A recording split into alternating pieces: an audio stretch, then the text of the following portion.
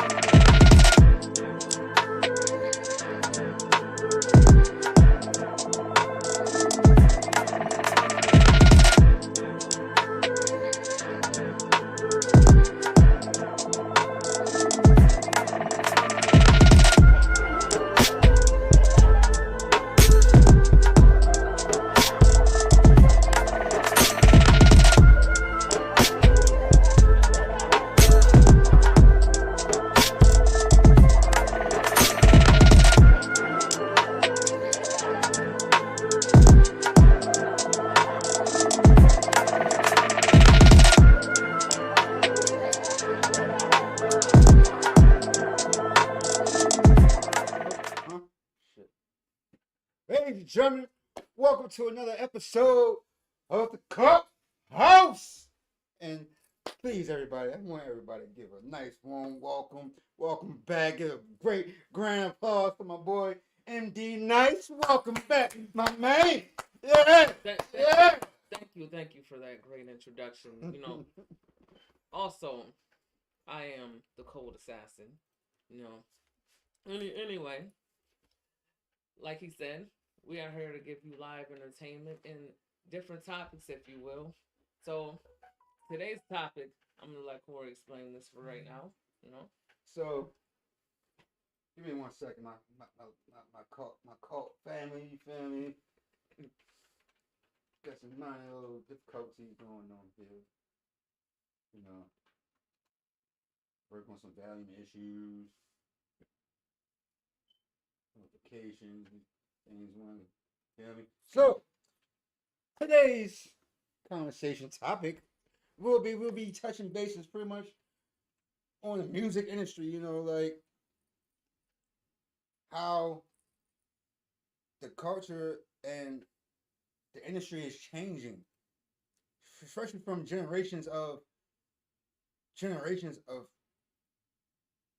serious musical fans. And it's definitely changing. Like music has evolved, I will say, but some for good and bad reason.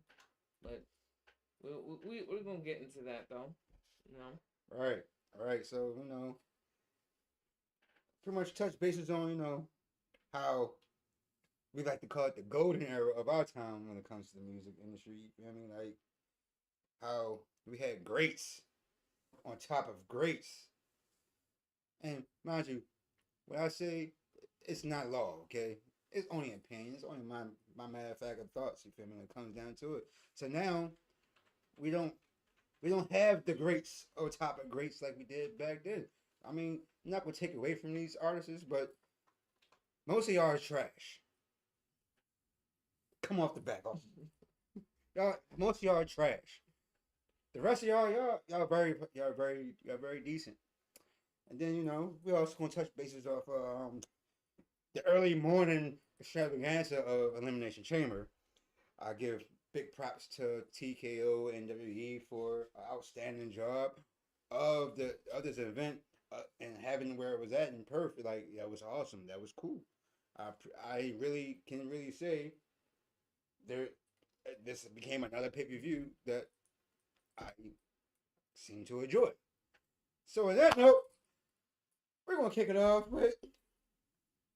We can start off with Elimination Chamber review recap. So, I feel as though the start of the night it was epic. They, start off. I forgot what match it was. The Wow. wasn't the women's elimination chamber. Right? Women's elimination chamber. They started off with that. Oh my god, those ladies.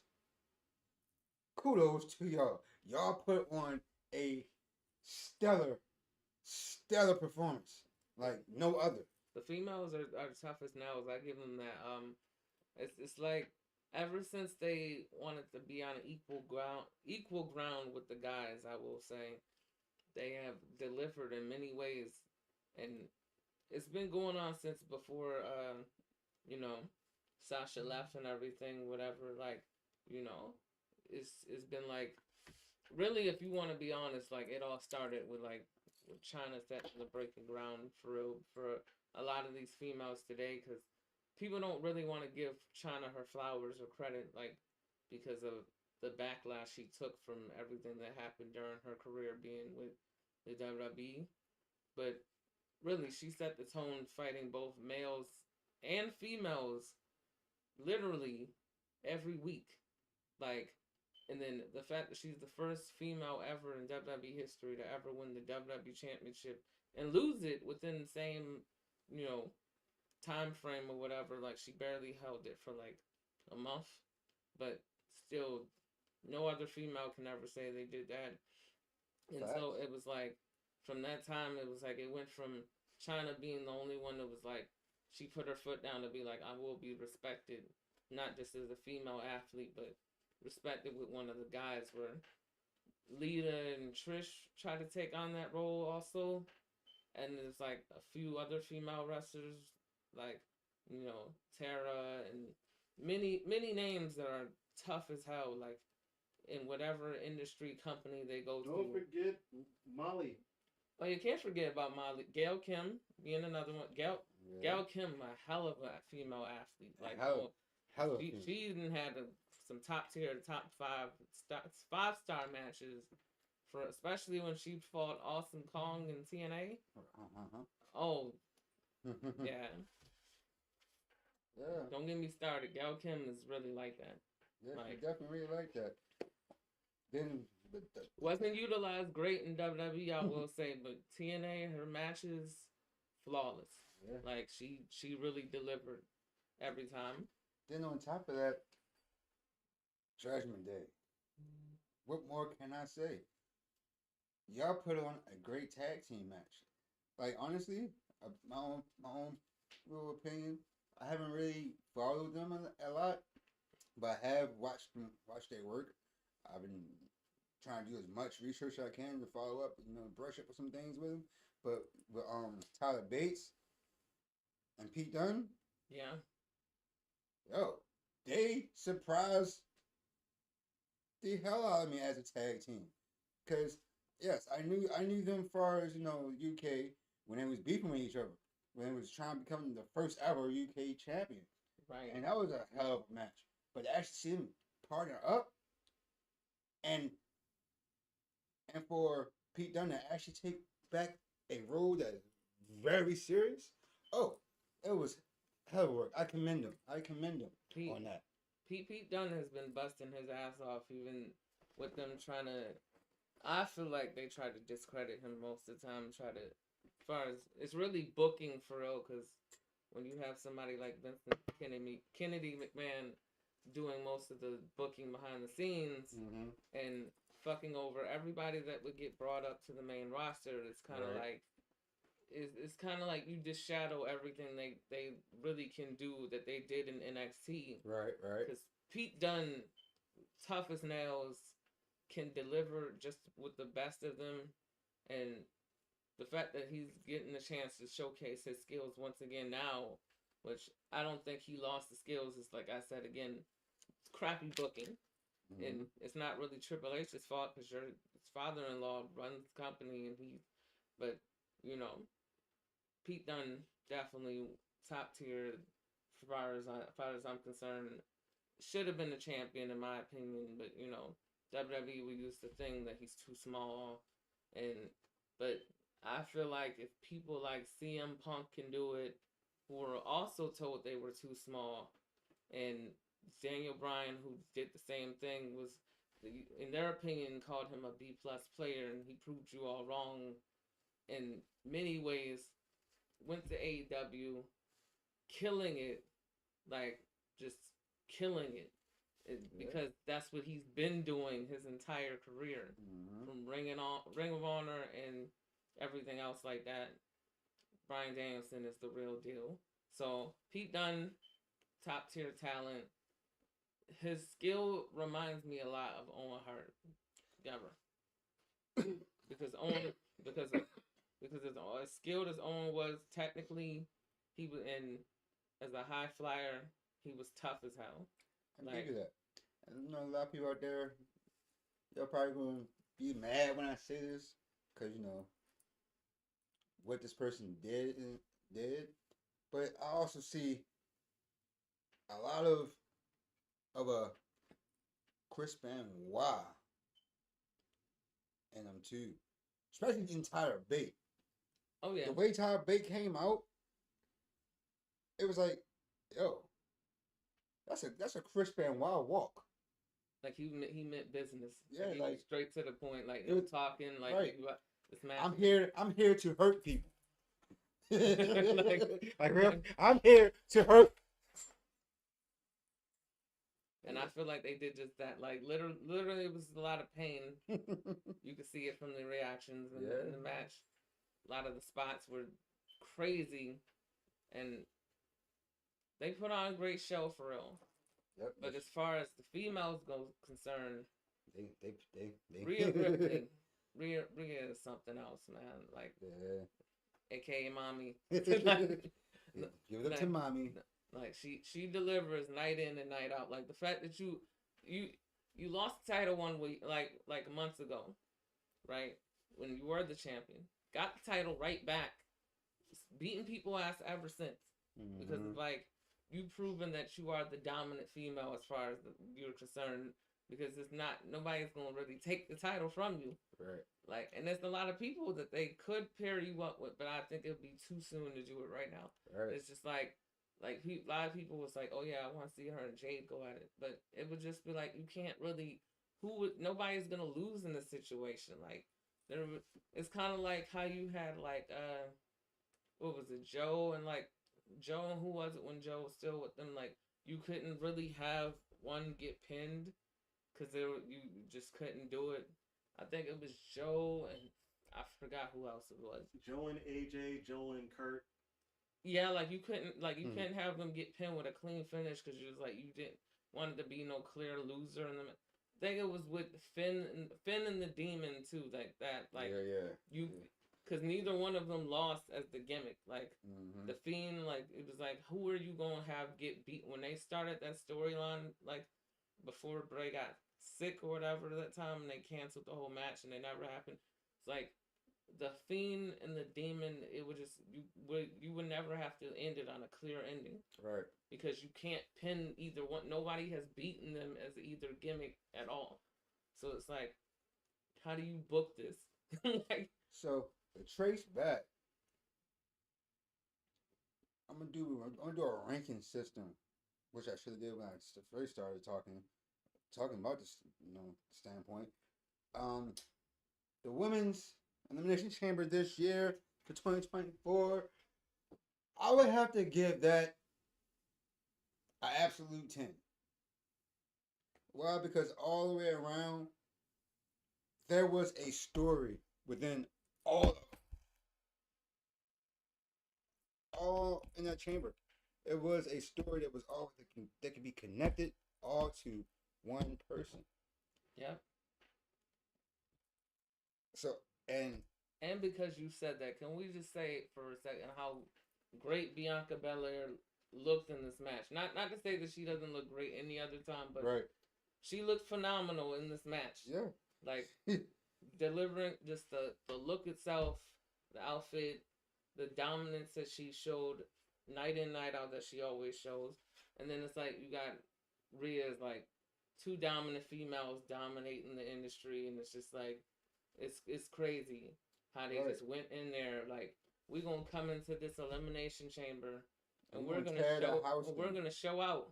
Like y'all think the guys is the only ones can do it now, and I think this probably the best females elimination chamber since the one Alexa Bliss won in 2015, I believe 2014, 2015 when she beat Sasha.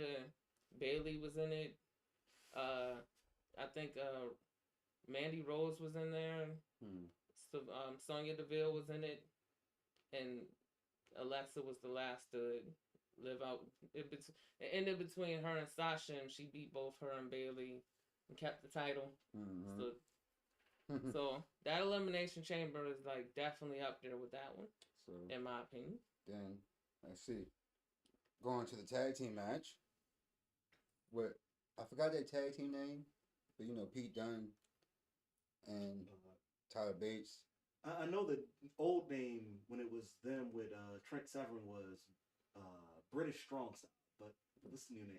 Catch Republic. That's what it is. Catch Republic. That's the new name for them. So Catch Republic for Judgment Day. That match, I also would give it a 10. Why? Because it wasn't about looking good. It wasn't about a style. It was about pure definition of real classic tag team technical and brawling match. Absolutely. Because it was a technical match, but at the same time, it was a brawl. It was like we're gonna kill each other, right, to see who gets this victory. And they kept the crowd on their toes. They kept the crowd captivated. And you can hear it when the crowd said, "This is awesome," right? Because it wasn't like this is a 2-minute or a 10-minute match. They're giving you straight up fighting to your life to see who's gonna win, right? And not all. And people may say it's easy, but as a tag team competitor too, as well, because I've been in with tag team matches, it's kind of hard to keep a crowd interested and focused and be excited of a tag team match because it's like it's too much going on, and then it's like everybody's trying to get their little shine on, trying to do something. It's hard to actually show up and show out when you got 3 other people that are trying to do the same thing. But for them to actually, it reminds me of the TLC when Edge, Christian, the Dudley Boys, and Jeff Hardy, they first made it hot. Everybody was trying to put each other over, like, with the match, because it's like, it was never done before. Like, you had your ladder matches, you had your table matches, like, classics. So when you put all 3 together, it's like, how the fuck are they going to pull this off? Right. And it's like, the spots were crazy. And it's just like, so, and it's on top of that, for real, from, even though I've never wrestled a match a day in my life, I went to a show before. So I got to see Rhino in person. Shout out to Rhino. Like, you feel me? Like, got to see Snitsky. I met Rhino before in person. Snitsky, very, very tall. Like, I met Chris Kane in person before. You know? Snitsky made me look very, very tiny compared to him. Of course. So that compared to us, that is a giant. Yeah. So it was like, I gotta climb on this nigga like I am fucking Donkey Kong. So it's like for tag team, not even just tag team alone. I know for wrestlers alone, like it's a lot of stamina and cardio, and just keeping yourself prepared for like people don't understand. You got to know your spots, your cues, when to tag out, when to tag in, when to kick out. Like what's a hot tag? What's not a hot tag? What's reasonable for a hot tag? What's not reasonable for a hot tag? And it's crazy because everybody has made it to where certain finishers back in the day would, like when the Road Warriors and stuff used to wrestle, a certain finisher, even smaller finisher, would end you completely at the start of the match. A DDT would finish you off. You can get body slammed and it's over. Like now it's like it's gotten so custom to where now like wrestling of this era where everybody got kick out at 2, which is cool because it draws the dramaticness of the match where it's like Like if Randy Orton do an RKO and somebody kicks out, people rarely kick out of the RKO. Right. So it's like you being shocked that they really kicked out. But when it's done numerous times, it's like, all right, it gotta finish you off somewhere. Right. And it's like it take a lot of spots to where it's like, this is the finish right here. We're not gonna let it be over within 10 minutes because that would be stupid. And y'all not getting y'all money's worth because that's a 3.5, almost probably 4 match. Like, we don't want to give y'all that. Mm-hmm. We want y'all to go home being like, this was the best match on the card. That I don't care who match next. They not gonna have enough time to even like completely be on point with that. The same way like what was WrestleMania 30 when that spot happened with the RKO with Seth Rollins before he cashed in and took the title from one of the greatest triple threat spots ever. Like when he took that curb stomp into the RKO and everybody was like, "Bro, what the?" And he was like, Randy was super happy because he finally did it after rehearsing it for like ever. He finally got it down. That he didn't even go for the pin at first because he was too excited that he hit it. Oh, you heard the story about that, actually, right? Yeah. The actual story behind that? Yeah. No. So you know that was the one spot they didn't get to rehearse, though, right? They had rehearsed a couple of other spots, but it was the one spot they never actually got to rehearse. By the way, he was happy because they got it on the first shot. Right. By the way, ladies and gentlemen, I'm gonna just do one time thing. I'm gonna get my ass out the seat real quick. So the person you just heard talking, that is my lovely guy, my main man. Wait, you don't have to do that. You don't have to do that. Producer right You here. don't have to do that. I have a camera for that. The I have a camera producer for that. Mr. C, fucking flames. Ladies and gentlemen, give a round of applause. Hey! Put somebody else on. So I am monitoring our stream on YouTube and also on Kick. And on Kick, we just got our very first subscriber. Fox Warrior Gaming 4. Fox Warrior Thank you so Gaming. much for the love. Welcome to the co-house, man. Welcome to the co-house. Is this where I need to go back over there and fix the camera? Is it you good? Don't worry, I He's like, yeah. It's like, it's my job. I have to. Yeah, this is what you pay me for. Fox Warrior. Welcome. W sub. Welcome. How you feeling? How you feel? So the men's chamber. And on top of that, I feel like because he was the first sub, like, you know, my thing is like, I feel like for certain subs, like once they reach a certain level or whatever, they deserve like certain reward or something, like, you know, like something gifted but nothing too big. Like that's just my general idea for the time being. Like, like as the show progresses, people should like get rewarded for just, you know, being a part of this. So since your absence, my good friend, we came with an idea. You know what I'm saying a very crazy idea. So is this where I have to recap last week what I said at the end of the stream? So it was so right now we get 500 views.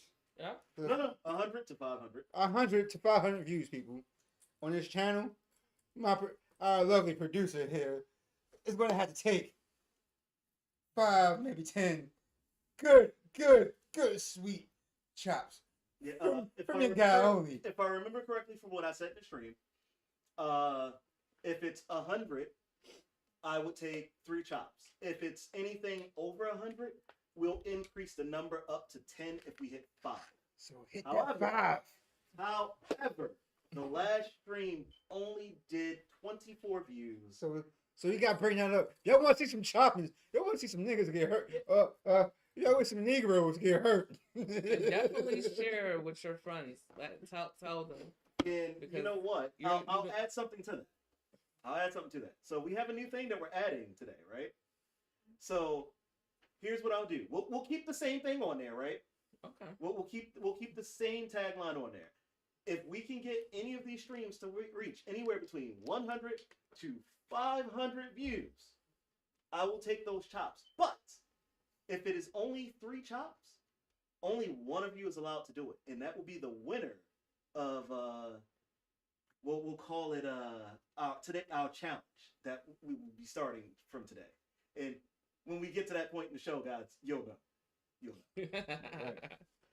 Also, as the views, keep going up, it also gonna be a thing to where though if we get to 1,000, I will literally go to wherever spot that has the most hottest and spiciest food, and I will sit here and I eat that. Don't worry, you don't need views for that. Those are getting implanted into the punishments. Of course, but still, that's what I'm going to do. Eat. Heck, even comes down to eating the weirdest foods that y'all can possibly think about eating. I would do it. Oh, don't worry, I got something for that too. And we want y'all to know. Nobody eating sausages, okay? No. Nothing like that. R-Truth Nothing like that. Although, if you want your summer sausage spicy today, he must win. And we want y'all to know that, when you come here to the Culthouse, you're not just a subscriber or a supporter or viewer. We consider you family here. So the more family that comes, the more better the channel grows, and we become one big happy community. Folks, I don't like the way they talk, because they make it seem like I'm a John Wayne Gacy or I'm Jim Jones in this bitch right now, or I'm Charles Manson. We're a family. Look at the name Culthouse. I mean, yes. You know what? Yes, my children. How y'all doing today? gets bad. Like John Gacy.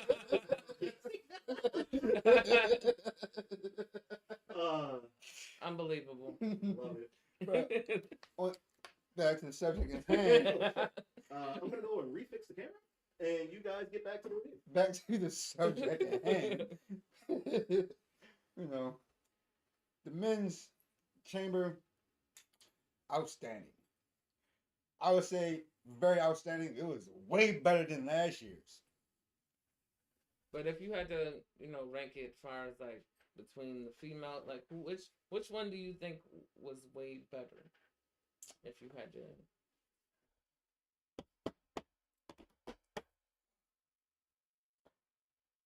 Hands down, I'm gonna have to say the females elimination chamber was great, was better, only because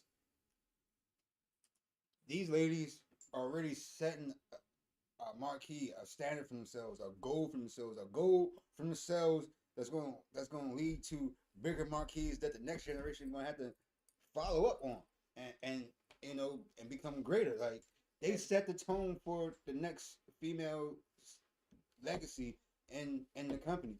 They bring it all. They literally stole the show. And it's like I noticed this with the past couple pay-per-views. It's like they really trying to outdo the men, like, and everyone, like the women's rumble. And they doing a hell of a job. The women's rumble, they did the same thing, like literally just brought it. Like, nobody expected everybody who was in it to be in it, right? And it's just like, matter of fact, let's just talk about that real quick. That with the women's Royal Rumble, like, when it came to the Royal Rumble and the men's didn't have no really good surprises. But females, yeah, they had some surprise, but it just took one surprise that made everything the shit. When Jade Cargill came out.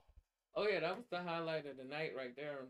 Her showing up, and then it's just her standing there and across from Bianca, and both of them literally like, yeah, you dominant, I'm dominant. We two black females running this industry. Literally, like, people love us. Mm-hmm. So it's like that right there was it for me right there. It's like they gonna do something with this. Like hell. It's gonna be like hell. Even if it was them against each other or as a team. Like how even the surprise factor of Naomi was just Naomi and Jade Cargill alone. Yeah, Naomi coming That back. was it. I did not see that coming at all. For like the back coming back. Nobody did. just Hell, for that they one even moment. purposely. That's why I love when WWE do this, because every time WWE catch wind of sources getting leaked, they quickly change things around, but still And it's like Impact gave the make okay. it still happen. It's like Impact gave the okay. Hell, Like, yo, right. go ahead and be Go, in there go, for real. go ahead, take Like- Naomi. Matter of fact, we got one more we can let y'all use. And it's gonna be huge. Like, they're gonna be here for the moment, but it's gonna give the fans something to talk about because Right. they all friends at the end of the day. Because And it's like- who's really expecting 2 TNA stars to be on a WWE network? hmm I mean, we last year we did it. It was only one. That was when Mickey James came out. Yep. And which was crazy is she was the champion at the Champion. time too. Like, Well, you know, in the case of Mickey James, they called her not knowing that she even worked for Impact or was their champion.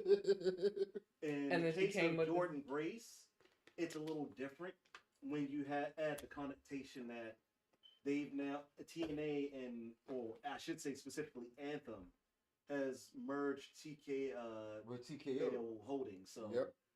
there's a different connotation there where there's technically there's a little bit more going on. Like now the language in TNA has changed because now they're saying instead of pay-per-view, they just now start calling it premium live events as well. Mm-hmm. So there's a huge chance that there could be crossovers now Oh yeah. between TNA and WWE. Is that gonna happen though? not out. And, I would and have as said far- no if Vince was still in the company. Not And as far not as- this year. Nah. Not this year. Yeah. Not this year. And as far as Mickey goes, it's like I don't really think they would have cared anyway because they love Mickey like just because her loyalty to the company over the years anyway. Because she's come over to help so much talent Mm-hmm. get over and stuff like you feuding with Alexa or you helping Alexa at one point like Mm-hmm.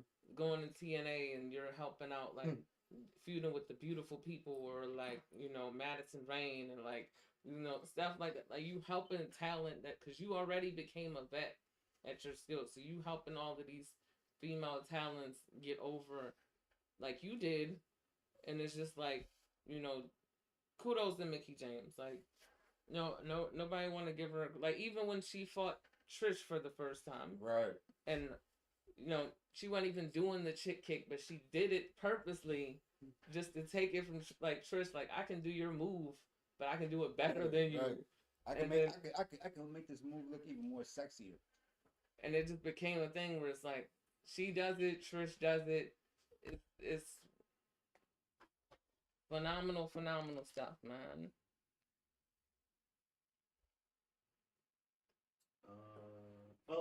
Apparently I'm wrong about something. Uh-oh. I must correct myself. So apparently we have 2 followers on Kick. We have 2. Okay. Nice. Nice. Who's the second one? What's the second? one? The second one, I guess, would have been the guy from the live stream who jumped in for the first stream. I'm trying to remember his name right now. And I apologize. Oh, Ross if I don't remember Baltimore? your name right now. Yeah, Ross? Ross. He's on again? Yeah, he's a follower. Okay. Nice. Nice. Well, Thank you, Ross. Baltimore. Yes. Yes. Let's get it. Looks like somebody might take some chops after all. I mean, we're getting followers, but we gotta still get the views. Yeah, we still gotta get That's the views, what but I mean, we'll get the we views. get the views. It's gonna happen. So, the men's elimination chamber, I give that a nice solid 9. Not as fair. Only because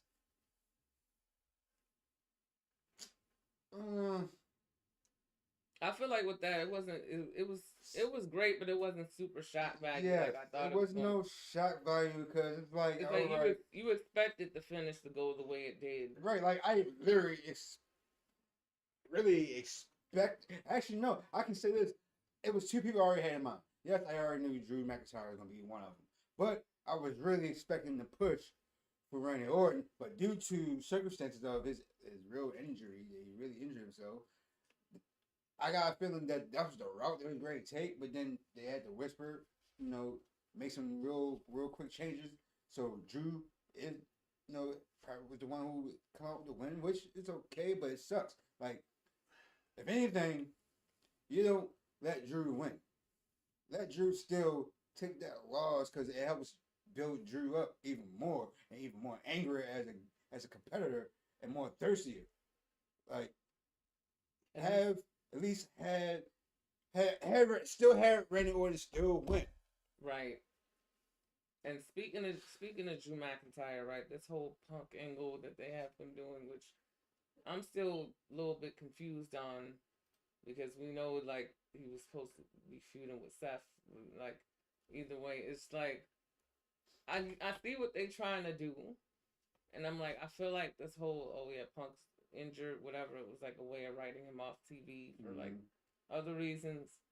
So it's just like, yeah, we're gonna have him sit out for a while and pick up the feud like a little bit on, like he might not be in the main event of WrestleMania, but at the same time he's gonna find a way to put himself in WrestleMania. So when it comes to Drew right now, it's bringing him back that vibe only for right now when they trying to shove him down our freaking throats like they did with Roman. Yeah. And they're trying to give him something to do, because really you really have nothing to book him in. He's not the champion. He has no title match defenses. Literally, there's nobody for him to feud with at this moment. Only logical person that he can actually feud with is Jey Uso. That's really, and Sami Zayn. But actually, not because Sami Zayn is back on SmackDown. And I really thought they was gonna do more with Jay and him anyway. Yeah, they've been going at it for months, so it's like why? It's like with Drew's like this ping pong battle. Like, how can we fit him to actually? It's really a distraction of the creative. It's like, yeah, we're just gonna give you something to do for the time being. You know, you're probably bored, so we have to keep you on TV and make you look strong in a sense, because you have to be the bad guy. Now you hurt Punk. Oh yeah, but really it's like you're supposed to be feuding with Jey Uso, who's really been down your throat for like the last few months. Right, like if anything, you really want something to do with Drew, I would call him Drag McIntyre. But if anything you want to do with Drew McIntyre, you team him up with Pete Dunne and Tyler Bates. Like, if people really want to be honest, like, Drew McIntyre, Vince McMahon dropped the ball with him a long time ago. When he was the chosen one.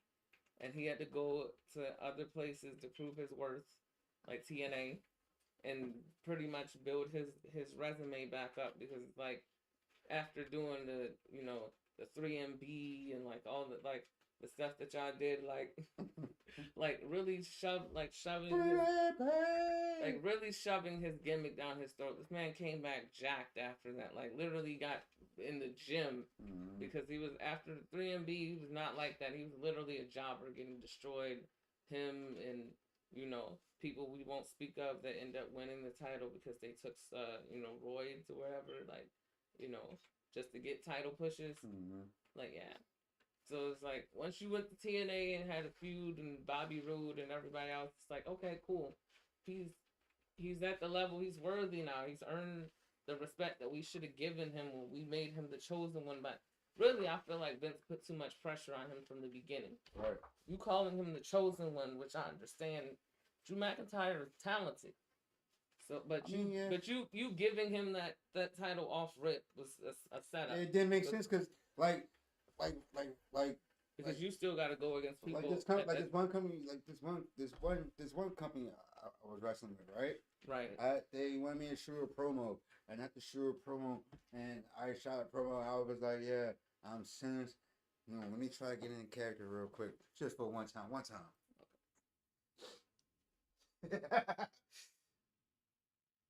I am the pure definition of darkness. See me, when I step into this company, it's only one thing to know. I am the king of darkness. I am the king of destruction. So when I did that, they said, oh, what makes you the king? How are you the king? You just stepping into the company. We gives you the right to call yourself we never king. saw you in these matches where you was kicking somebody's ass or being destructive. You know what I mean? So it's like that mindset of thinking kind of dawned on me like, oh, they're right. How can I just call myself? But at the same time, it's still that side of me like, okay, I can call myself that. I will because it's me being cocky and arrogant. Right. But like, I'm not. You see yourself as a king, so therefore. But that's not my. But my gimmick is not being a cocky and arrogant type person. I'm just a person that comes out there, kick ass, and have hardcore matches, right. and leave, right. and leave and lick my wounds and smoke a blunt because I'm in goddamn pain. Right. I didn't took like 20 headshots with a chair. I didn't got put through a fucking table. I didn't suicide dive bomb on concrete floor with no padding. So it was like, yeah. But main event, Rhea Ripley, Nia Jax. I give that a decent 10. Cause why? It was a classic.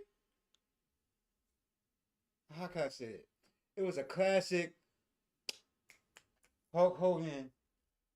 Like a Hulk When he Hogan, first- Andre the Giant. Yes, it was a classic Hulk Hogan and Andre the Giant. It was a battle of like power and dominance, and like It was the battle of the fittest. It was the battle of the Goliath. and when you look at it on paper, for most people with high quality IQ for real, you're probably sitting there thinking, how can she lift this woman? Nia Jax, who has dominated people forever. Mm-hmm. She's literally putting half the female roster in the hospital with the way she's wrestled, because it's been stories about they didn't got hurt wrestling her. So how do you lift this woman for real? But understand, Rhea Ripley, aka Mommy, is no ordinary wrestler, right? She's no slouch. Mm-hmm. She's not a small competitor. Like you see her, She's see her in the gym, like in person. Like, she's legitimately like Rhea Ripley is like that. So the fact that everybody back in the day, my back in the day hardcore wrestling fans, the Attitude Era folks. If y'all ever met China in person, and then now you go to meet Rhea Ripley, imagine Rhea Ripley like yo, she is like Rhea.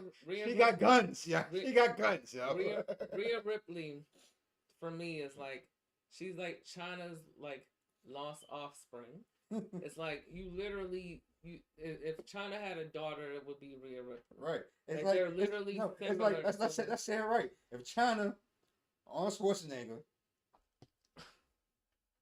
Well, because Austria. Take it easy, Arthur. Oh man. And then on top of that, Eddie Guerrero had put his little love seed in it. All you need is Eddie. I really.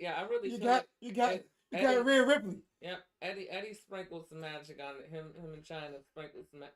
Because now even though Dom is Ray's son, that bedtime story still convinced me otherwise. Yes, it convinced me very otherwise. I'm trying to be respectful in that moment, but no, those chapter 3 bedtime stories, Eddie put a spin on there where it was like, if China and Eddie had children, it would be Dom and Hey look, Dom and Nick.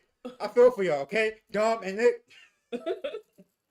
I love you, man. I love you guys. Call me Dominic.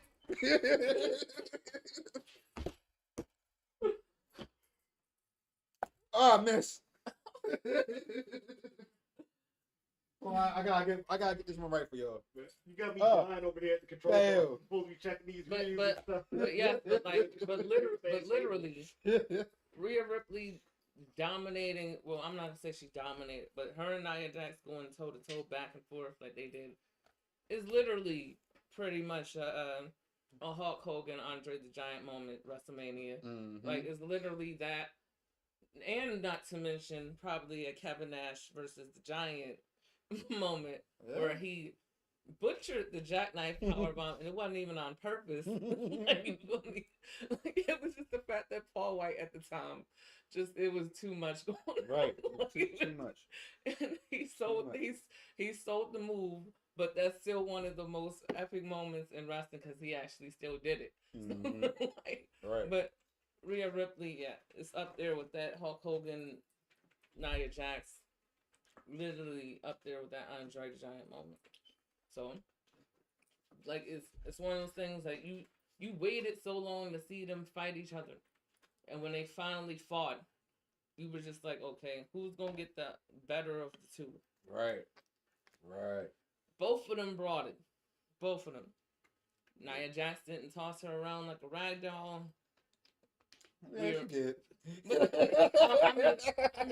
I mean, not as much. I mean, Like, Rhea still got up. Like my mommy was aching and dragging in pain. But All them smashes, But to be fair, all the Samoan drops from all heights and angles. But to be fair, like how many matches we've seen where Rhea then took like some type of damage regardless of the competitor. No, that's why I give that. And she literally then got up, dominated afterwards when she got the momentum. Mm-hmm. Next thing you know, she done pinned you. It's over. Like you're like this match here was clash only because it wasn't no oh, mommy is dominating or mommy is kicking her big ass. You feel me? No, it was really Nia Jax beating the dog hits out of Rhea Ripley, putting the man hurting on this woman. Right. Nia Jax is a man. Beating or Rhea Ripley like that. She turned into a man. Nia Jax was not female that night. She was a whole. Wait. You said she turned into Becky Lynch? No, a full. You said she turned into the man. No, a full. You said she. I said a full pickle swinging type of man. Right, that's what you said. She turned into Becky. No, Becky got popped. Nia, she got something extra. I'm convinced. She got some extra. Well, despite the beating that extra power, she crushed. She was. Despite the beating that Rhea took, beating Rhea like she was late on rent money. Rhea still walked out, with the title because she earned it and rightfully defended it, rightfully so. So Nia Jax taking the L, it really don't help her case. Because it's like you did all this damage. No, it made her look strong. I mean, it made her look strong. I give her that. Yeah, it made her look strong. But what I'm saying is like she still takes the L in the situation because it's like you didn't win. Mm-hmm. Like you did all this damage to just not win. Like it's just at the end of the day, it's like Rhea Ripley gets the last laugh. Basically, Dragon Rights like I beat you. Like in a match that was built up for like a couple months now. You came back to Raw after being gone for like. God knows how long, right? Like, maybe she learned to stop punching people in the fucking face. Like she's a man. I told you she's a damn man. No, punching people in the face, breaking their nose, and then you pimp smacking. Matter of fact, it's not pimp smacking. Pimp squashing the hell out of other hoes. You know what's crazy, right? Nia Jax is like the female Samoa Joe for real. In my just hurts people and don't care who she hurts. Steps in the ring, destroys, and literally. But a dream match that would have been crazy to see. Like just who was the most between her and Kong would have been something crazy. What? That would have been awesome. The internet would have broke at that point if they would have had that. Just like her name, Awesome Kong. Oh, that would have been all. Man, the ring would have broke. The ring would have broke. So I'm a counterpoint two things in this whole review that you guys have given. One, that you've rated the men's chamber match too high, I think.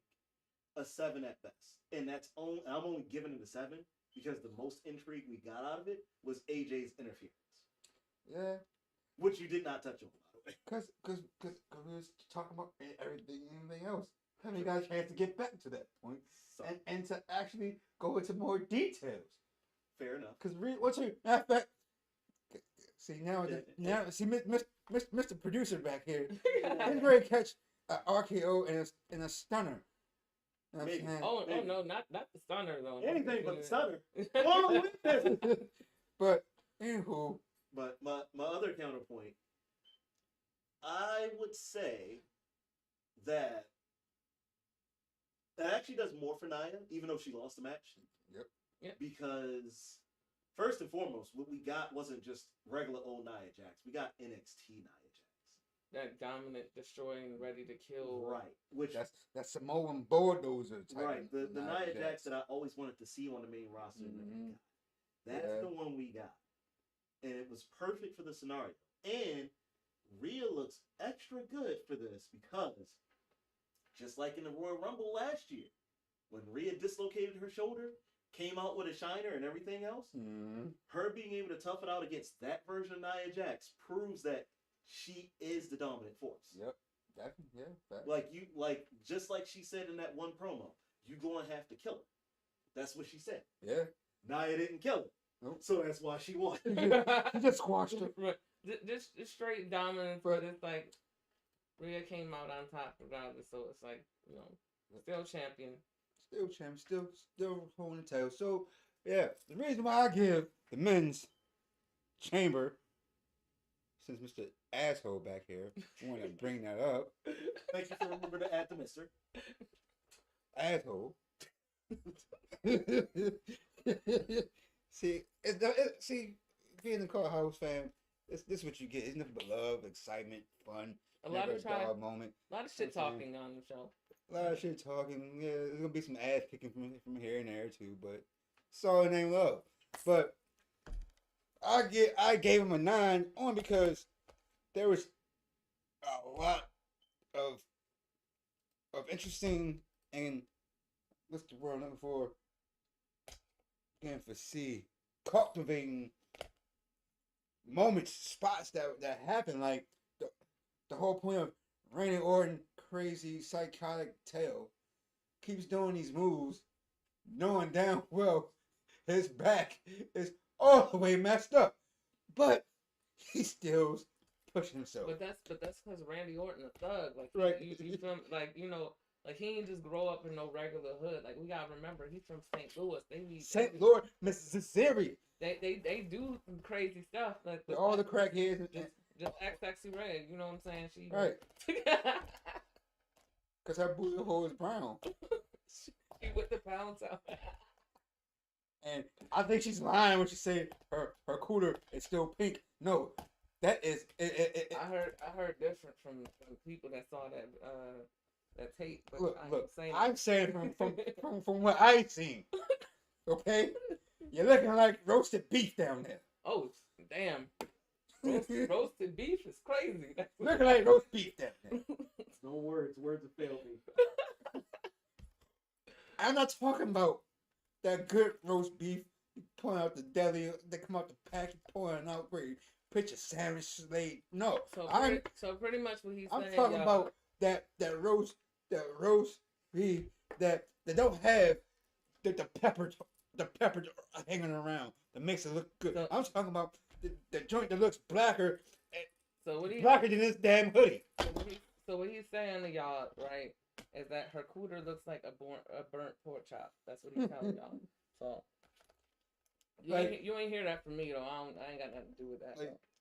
It's a good thing that we bring up music in this show, cause yeah. Because the next part of that segment we're gonna get to that too. So you know, like look, Sexy Red, stop false advertising with us guys.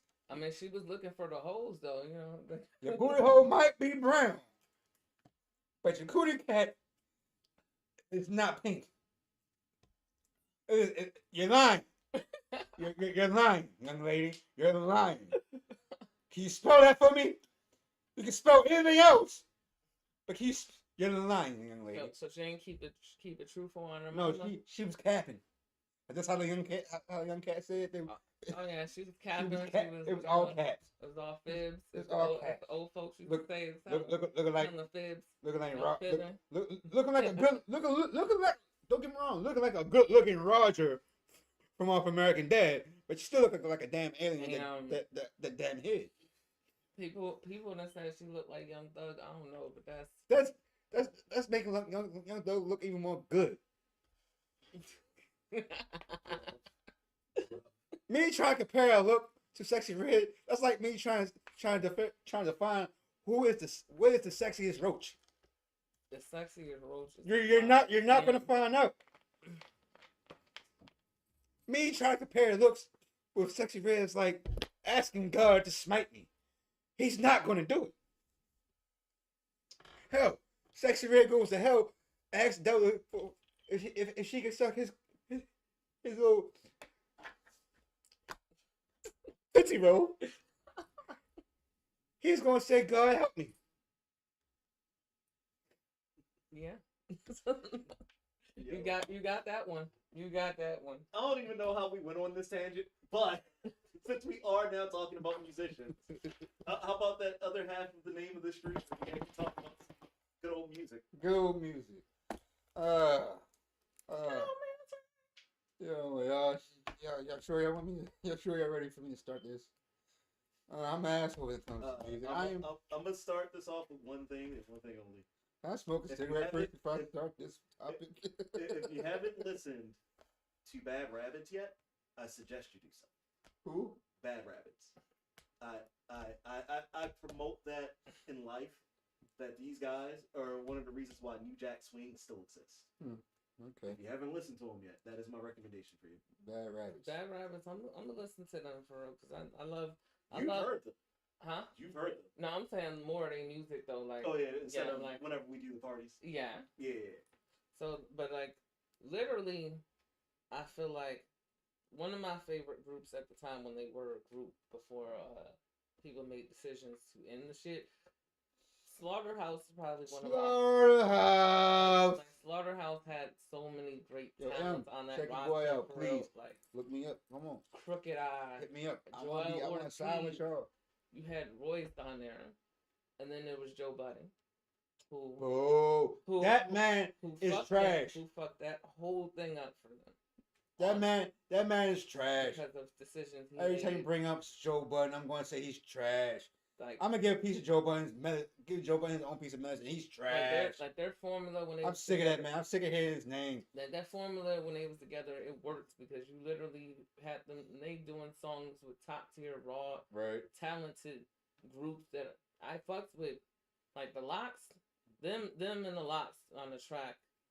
It's crazy. Like that's pure bars down to a like, literally bars all over the song. Mm-hmm. Like. Right. Like Jada gonna bring it. Like he showed y'all when they did that Dipset versus, you know. Oh yeah, Dipset versus D Block. Jada literally killed everybody. What? And did it without even having to remember. Like he did it without having to use his lyrics for it because he remembered everything he did. He's sitting here like this is a battle. Like why y'all gotta use the lyrics? Like. Y'all can't remember y'all verses? Like, This is hip-hop. We in we in Madison Square Garden. Like, this is a straight ripped. When he did that Who Shot Your freestyle, they was not seeing that coming, and he bodied everybody on that stage. Cameron was probably the only one saving them, because Cameron had really the most memorable songs out of everybody. I mean, of course. Not to say Jim Jones, when he did Ballin', like, you know, when We Fly High, like... Actually, this poem, that was a dope album. I will disagree with you. I can disagree with you when it comes to Cameron, because I mean, don't get me wrong, I love Cameron. Yeah, he had most memorable songs because he put most songs up. It was more of Cameron. Make sure that Cameron was good, was great when it came to the Dipset. Well, I'm not gonna say just that. We gotta remember, like, if we talking Cameron, we gotta go right back to the early days when him and Mace. Came out like the horse and carriage. Oh yeah, the Cameron and like horse carriage. Delete that. Cam was really to the top. Cam was battling with people you would never expect him to battle with. Like I said, I'm not taking away from Cam, but it's just that when it came to Dipset, Cam could have and should have did way a lot more better when it comes to marketing and what's the word? I'm gonna say this right when I rate and promoting his artists. I'm gonna say this when I do the rating them from Dipset from a whole. So I feel like when it came to Jewels was the more like lyrical out of everybody. Like he was on that Wayne level of like lyricism. Like when they did Can't Feel My Face. Crazy mixtape. If y'all ain't heard that before, y'all gotta. If you ain't hear that, if you never heard I Can't Feel My Face mixtape, I will hunt you down. Like I have, in fact, like every song. Let me get my Liam Neeson's character. Like if you never heard every song on that tape between him and of Wayne was a banger, and they just read off of each other really well. Can't Feel My Face mixtape, I have these set of skills. I will hunt you. I will find you. What separated Jones, like and I will force you to listen to every single mixtape of Jewels and Lil Wayne that's ever came out. For the rest of your dang on life. What separated Jim Jones, in my opinion, is he gave you that pain music from a streets perspective. Yeah. That's why when he put out Poem, like Product of My Environment, which is one of my favorite Jim Jones albums ever from start to finish. Like you literally he's giving you every song is just pain medicine from a street perspective, to where you could feel what he's talking about. Even if you're not even actively in the streets, you could feel it because it's coming from him. It's his own words, like being brought to you from stuff he's seen growing up in Harlem or just in the streets in general. Like, because he knows somebody else probably in the streets doing the same thing, and they going through it. So they facing charges, they locked up, catching life cases, books they never gonna get out. So the album is basically helping them cope with their situation. Right. So that's why I give Jim Jones from that. But Cam was just too different though. Cam was just a monster. Cam to give you something. First of all, he the first rapper out of the whole group literally that made pink a popular thing. Yes. Like he was wearing Pink Panther out like on his outfit, shirts, pink shirts. Right. Like Cam was different. He could wear a pink chinchilla or a purple chinchilla, and you'd be like, most dudes ain't gonna wear that. Like Cam was doing it just because he could, and you wasn't gonna do nothing about it. Like exactly right. He's from Harlem. They flashy. They real. With Harlem is they real flashy to where they'll wear a lot of flamboyantly outlandish like outfits, but it's stylish to them because they in New York. They do that, so you ain't gonna see it nowhere else. You ain't gonna see somebody in Chicago wearing no pink chinchilla and getting away with it. Especially here in especially not here in Baltimore either. Yeah, you get joked on. Yeah, they gonna get joked on. You could get joked on. So you get clowned so heavy out here in Baltimore. Rocking some damn pink. They actually had like a noun later. They actually had a song. So I don't know if y'all remember, like depending on which era you grew up in. Like I don't know if y'all remember In My White Tee. Oh yeah. How that was the song. And then they came out with a diss song. They had My White Tee, My Black Tee, My Red Tee. They had a diss song called In My Pink Tee, which was targeted at Cameron because he was wearing pink. So it was like that time was like crazy because literally, like I said, Cam was changing the way people was wearing outfits at that time. Like you literally would never see another grown man wearing pink, but he was doing it.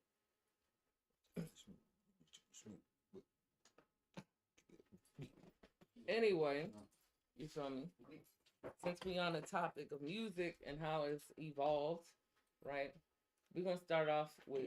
Apparently, I've been tagged in. I don't know what happened. We're gonna start off with like the 70s to where it was like Sugar Hill Gang basically. You can't be doing that. No, these people don't know nothing about that. That's why we gotta school them for. We gotta school them for music. Has evolved. Wait. If we're gonna do this, right? I'm gonna say it with the connotations that any person or group that you hear during this conversation, if you have not heard of them, I want you to go and Spotify them, Apple Music them. What's the other one? You can go on YouTube. And nobody listens to Pandora anymore. YouTube, obviously. Yeah. And if you didn't hear the song, like ask your grandma, your mommy, like whoever grew up in that time about these groups. Cause ask somebody. You got an uncle somewhere. Sugar Hill Gang literally started that where it was like rap was cool because disco was a big deal at the time. And they want to give you something different. Like nobody wanted to keep listening to disco music at the time. Like it's just disco was music at that time was more freedom, so people were doing whatever they wanted. And so that's why they had Club 54. Yep. Sugar Hill Gang was the first group to literally be like, we're going to give y'all something different. Because by that time, I'm pretty sure people was, beatboxing and freestyling in their living room or in their block. and it was just like, Oh, that was going on in the 60s, so oh yeah. But I'm saying like right up on the corner. But where it was like on a sound stage to where it's like, oh, this you could rap to a beat that's a disco beat and make it hot, and which is sad because they didn't get the clearance or copyright for that, so they didn't get no money for you know. I mean, that's how it was back like, then, though. Like, a lot of people got screwed over on a lot of money from, like, the 70s through, I want to say, like, midway through actually, no, early 2000s. Because there were still some people who was getting screwed over even then. Oh, because they didn't during, know. like, 2002 and stuff, yeah. So, like, music industry in itself is shady. And then people will sit there and then there's people that it's like, oh yeah, you might have sampled from this. A lot of people done did samples. Tupac done had samples from, like, artists from the. So everybody is really music being recycled and done over. It's just they change the way it sounds. Yeah. So like, kids, anytime you sit here and tell me that, oh, that song Anaconda, because this is the one I always have to point out, right? Yeah. It was, oh, that beat was fire. Nicki's beat was fire. Her beat came from Sir Mix-a-Lot. Yep. And everybody knows that song, kid. Because he's on the sample. You hear him say when he said, yep. "Don't if you got buns, honey, yeah." What is it? If you ain't got buns, what that you don't want none. Like when he says that, that's literally him. That was off of his song. That's a sample. Kanye has used many samples. Kanye's used. He the king of samples right there. I want to say like the majority of Kanye, like after Graduation. Yeah. The majority of all of his albums has anywhere between 2 to 3 samples on there, minimum. Mm-hmm. So, anytime you think that he's rapping to a hot beat, that beat that he's rapping to is sampled from something else. Yep. It's a sample from another beat that was done already, and he just mixed it into whatever beat he created. Like when he did Stronger, he got that from Daft Punk. So, yeah. So, and of course, my favorite thing, since we're on the subject of samples real quick, and then we'll go back to discussing, hip hop back in the day. One of my favorite things that's ever been sampled and turned into a rap song, Childish Gambino sampling Donkey Kong Country's Underwater stage and turning it into a rap song. Oh shit! And if you don't know, we're talking about the D Money song. Damn. D Money, ho, everything. Not to mention, good old Donald Glover. Not to mention, so Golden Champions actually they sampled Bone Thugs and Harmony on their they used their beat for one of. See, I didn't listen to them. So what was the song that they sampled?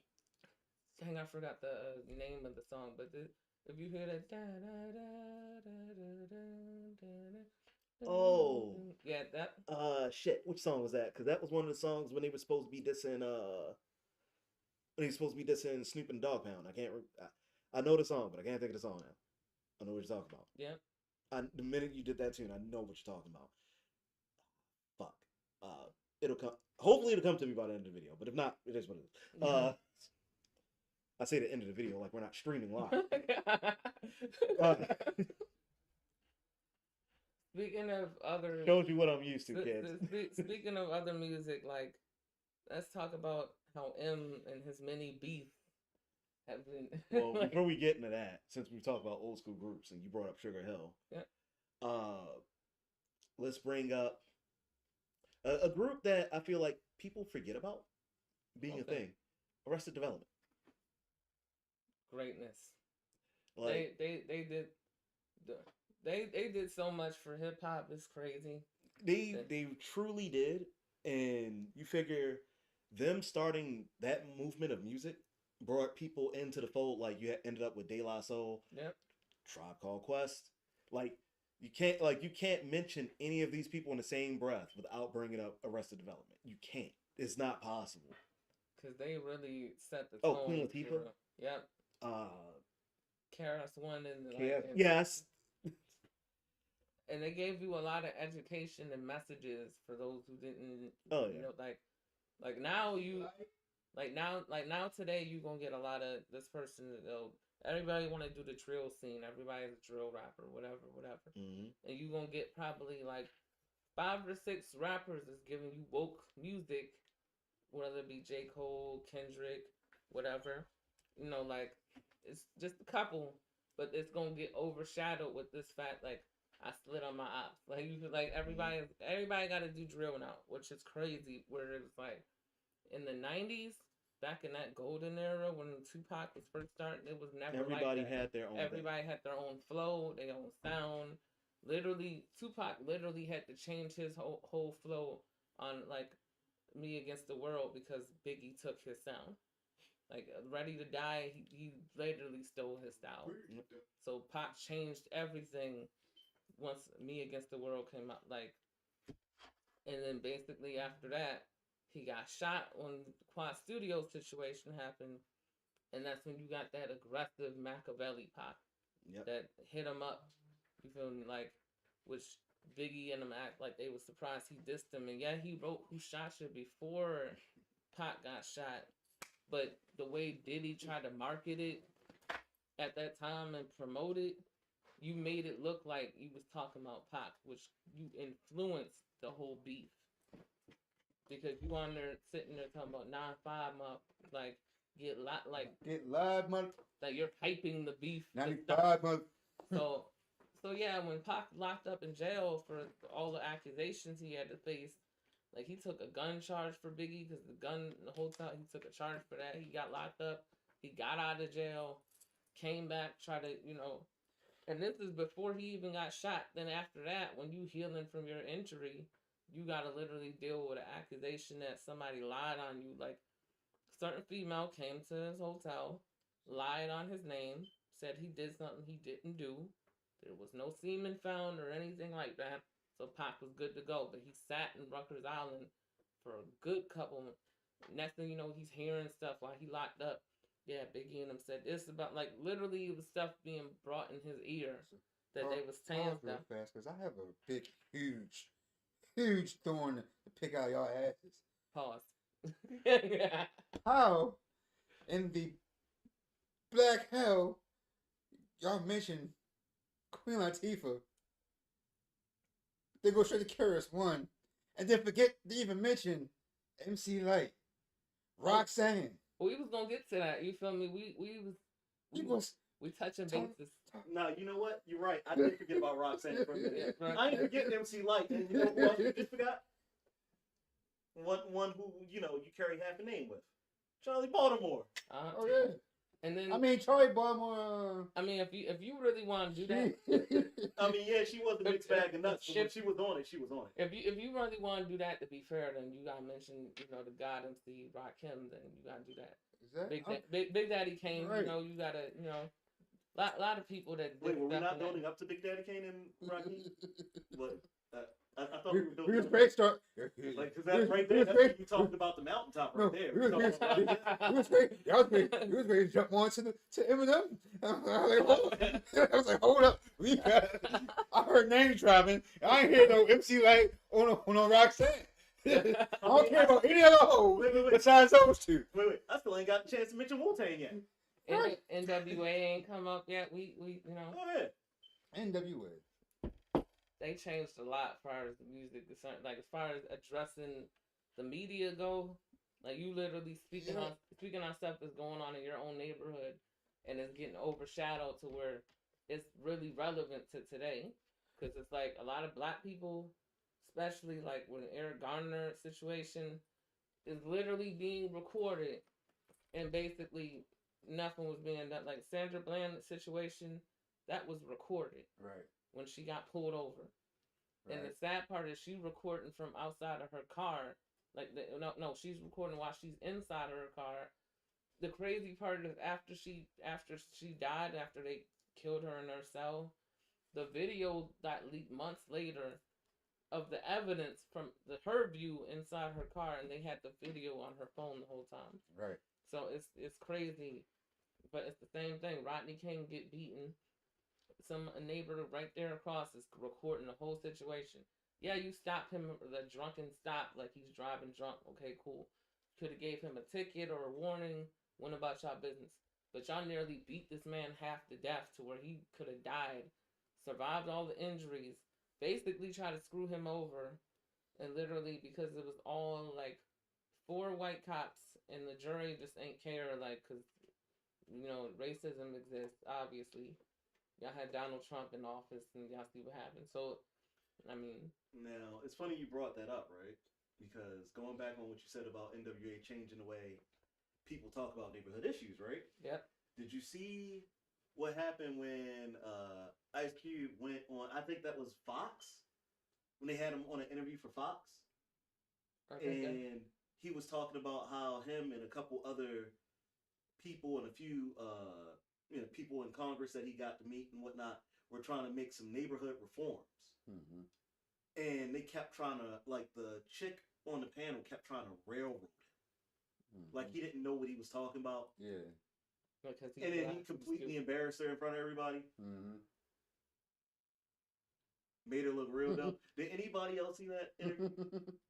I heard it. I heard about it, but I ain't Listen. actually watching. Listen, if you haven't seen that interview, go look it up. It is pure gold. It is pure gold to show you just how you only see, like, and this goes back to something else me and you talk about frequently, Coolio. How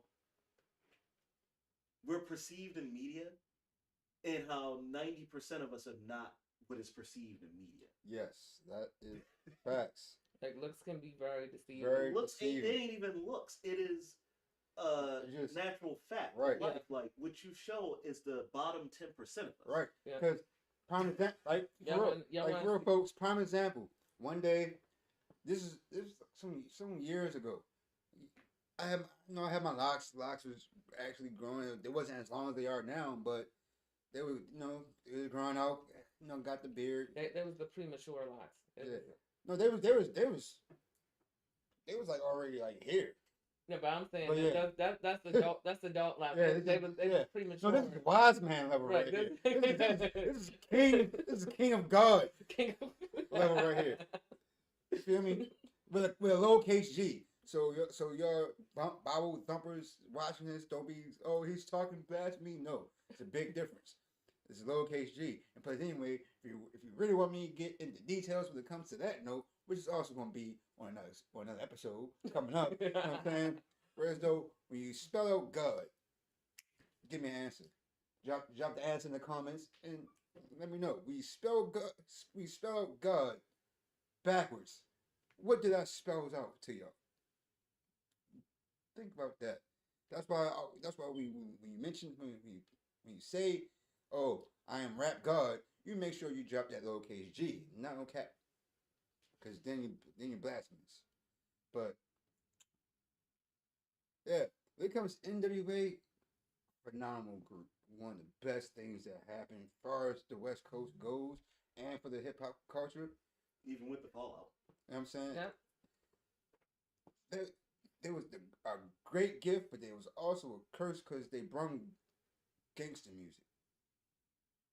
That was the birth of gangster rap, which now it took time, but look at we see all the great things, but look at the destruction that the gangster that it brung in the end game, because when we listen to music now, we don't hear no good, knowledgeable, what's going on in a neighborhood type of music. I mean, we do, but it's not like, oh, we gotta stop, we gotta put down the guns, stop killing each other. You feel me? No, it's, oh, we're gonna pick up these tools, plop, plop, drop bodies, pop, I'ma smack a bitch. But I don't give a fuck because I'm hottie. You feel me? Like, oh, no, shut the hell up. Sit your little ass down, pick up a damn book, read your laws, read some politics, get in deep into your community, figure out what's going on, and put that in your music. Make some serious change. But at the same time, in NWA's defense, I will say this, right? When they did it to paint a picture of, like, this is really what's going on in our reality. Mm-hmm. Like, we really out here because of gangs. We out here killing each other because of a block or a set or, like, whatever. Or they basically, like, we coming from little to nothing. Mm-hmm. Like, half of us living off Section 8 or, like, welfare. not being able to really feed our kids and stuff, and we just trying to survive and make it with our music. So we giving you messages and telling you like, look, this is the reality of what's going on. Like Ice Cube was sitting there telling you what type of car he literally drives. Like, I'm not driving that expensive, bro. Like, I literally started out driving like a B2 Benz. Like, we were like nothing major. Like, but I'm this hip hop star coming from where I come from Compton, where it's hard. Like, you literally got to walk down the neighborhood, and you in a blood and Crip neighborhood because it's right next door. Like, so it's like that's and then sitting there telling you about the president. Ronald Reagan was, that time HIV epidemics broke out, which we already know that the government was behind that, but that's another conversation for another. See, we know they planted all that here, like, and they covered it up. At the same time, like all you bring on, right? Since then, what, like if you all right now, let's talk about today. Who can we legitimately say with that when it comes to that level? Who's like that? I mean, J. Cole. Yeah, him, Kendrick, him. You got Kendrick. You got Kendrick, but see, really, when you sit there, when you actually sit and listen to Kendrick, it's not really helping us. It's like you listen to, oh, okay, but I mean, let me rephrase that. I'm sorry, Kendrick, but it's like it's too commercial. It's too mainstream. Nipsey was trying to educate us, and exactly, it took us away from us. Nipsey did it, but look what happens. You feel me? The too much knowledge. He said too much. You got what's his name?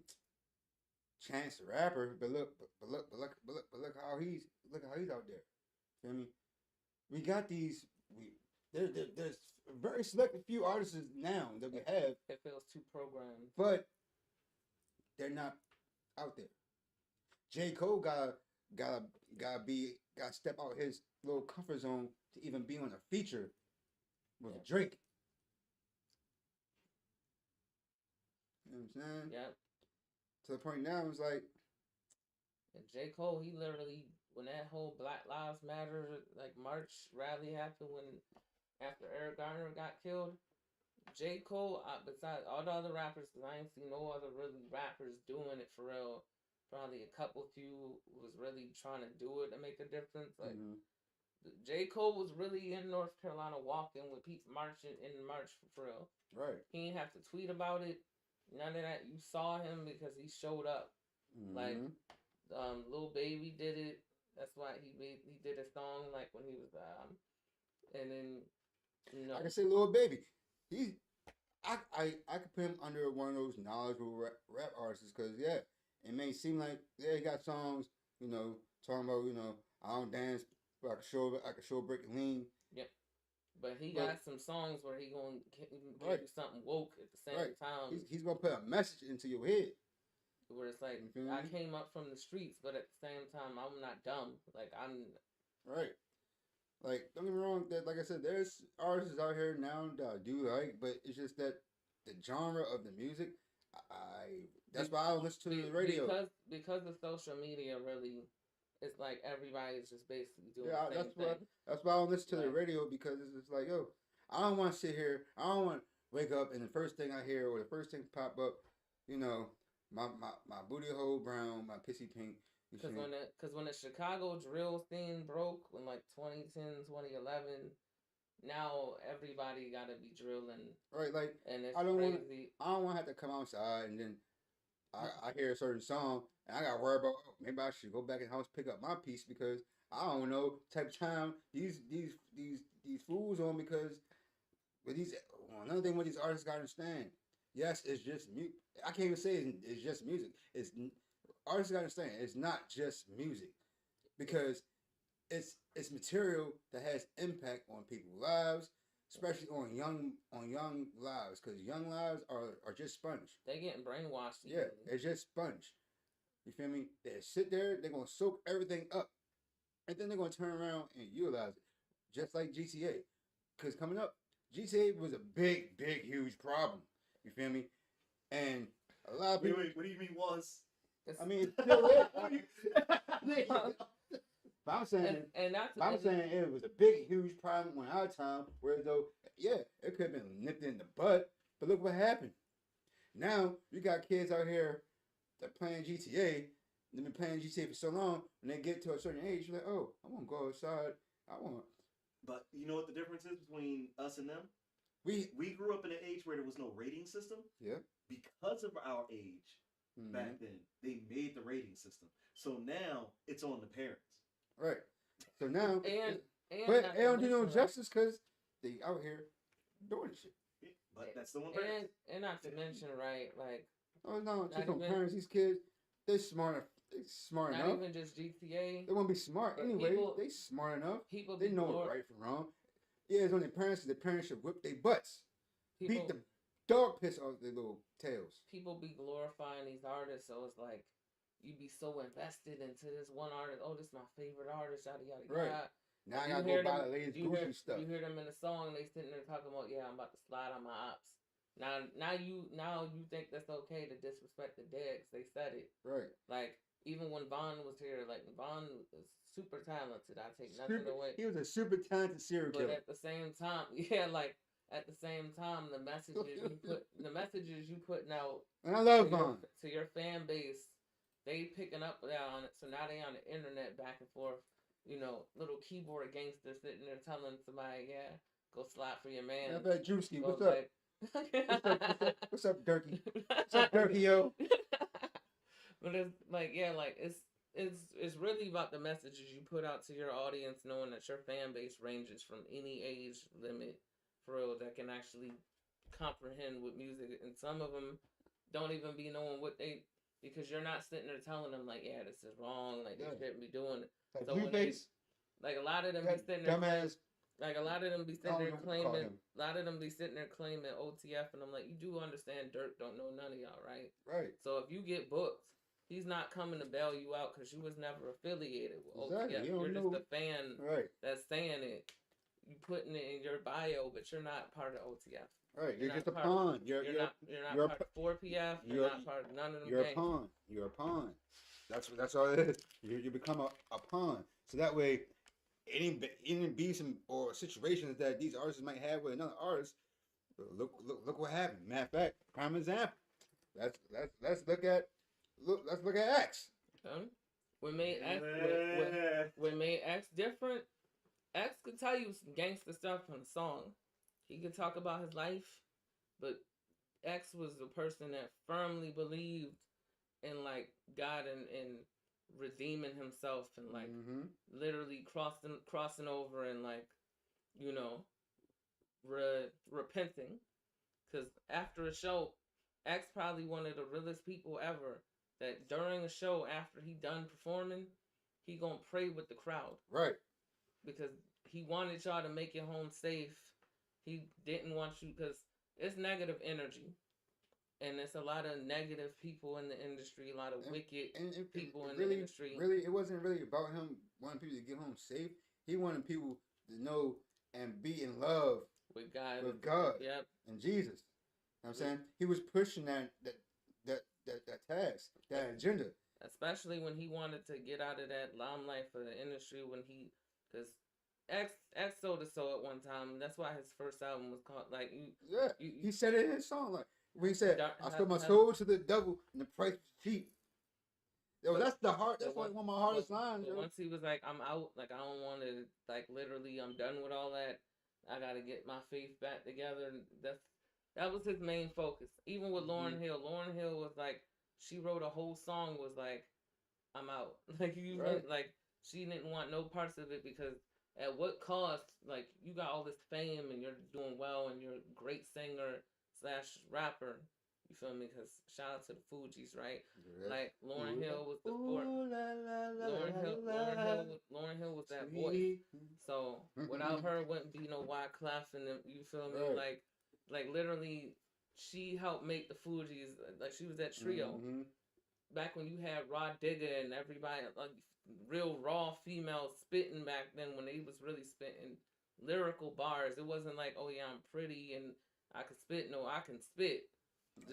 Just on the same level with the guys too. I'm getting features with guys that's already been spitting or battling. Like Rod Digger was battling with Eminem in back in the day.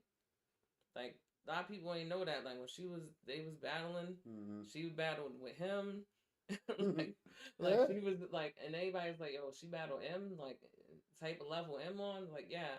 But with Lauren after dropping, her last album, it just was like she had gotten so much fame already, right? That she was over this shit, right? Like because she didn't want to leave her legacy or leave this earth being like, I sold out, or like feeling like when the whole time she giving you educational messages and telling you this ain't it, like you could do so much better, and like telling females like you don't have to chase after this guy, like, or get pregnant by this guy and be stuck.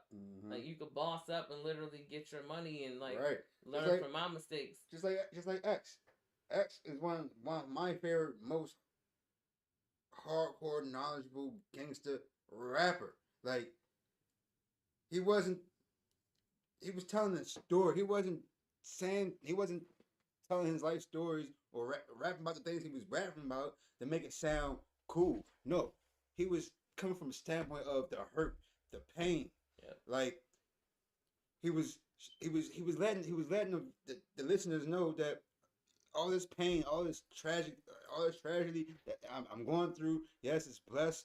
I should be blessed because yes, by the grace of God, I'm making music because I'm making this music because I'm trying to reach out to people who are like minded, like who's going through struggles in life like that. And it wasn't about being cool. It was just like, look, if I can do this and overcome, you can too.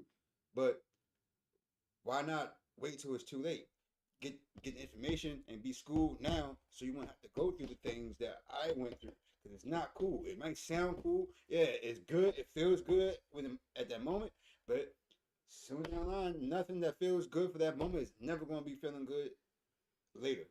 And that's the reason why two of my favorite songs of his are two of his most underrated songs. Can you guess what songs those are? Slipping. Okay, 3. 3. If you add Slipping. So, Who We Be. Yeah, Who We Be. You Can Be Blind. Yep.